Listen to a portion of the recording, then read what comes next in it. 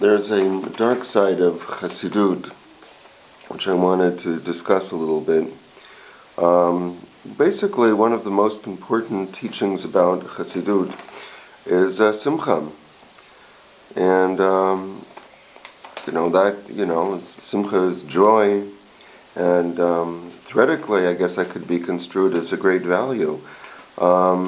The problem, of course, with that is that some people get joy from a gun. Some people get joy from handling an AK-47, and sometimes people even, and more than you would like to admit, a lot of people get a lot of joy out of shooting an AK-47 at somebody, and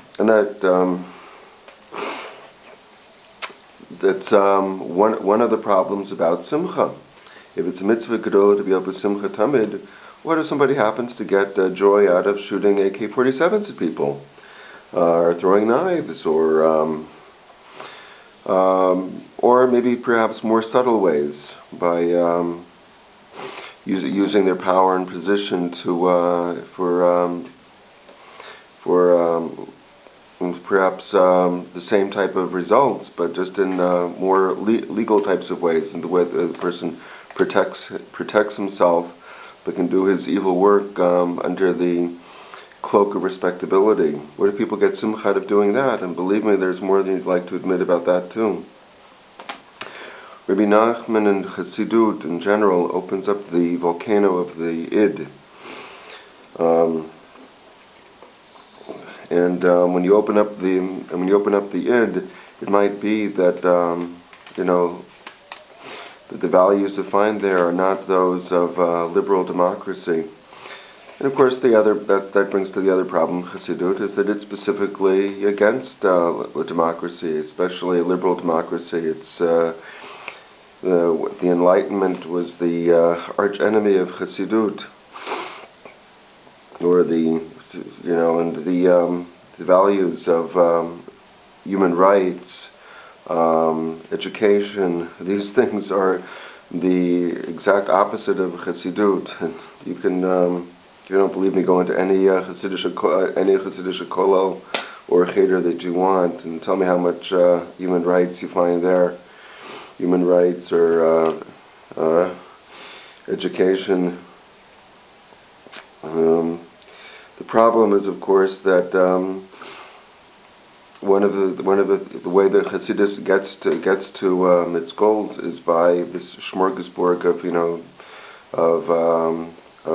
of ideas, and of course the great leaders of the original, the Baal Shem Tov and Rabbi Nachman, or in fact great tzadikim.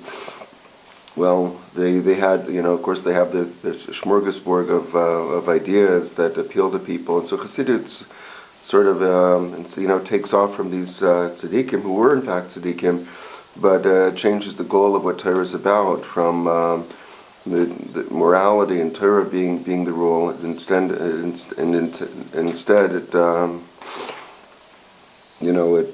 intends to give the authority over people, give them into the hands of tzadikim, and if the tzadikim would still be around, that would be different. But instead, tzaddik today tends to be the person that goes to the Mr. Datot, the Ministry of the of Religions, and start up a kollel. Gets a couple of names. He said he started a kollel. Has 3 people join his group. Those 3 people, believe that he's a tzaddik, and they convince everyone else. And then you have a tzaddik that got to be a tzaddik not by any type of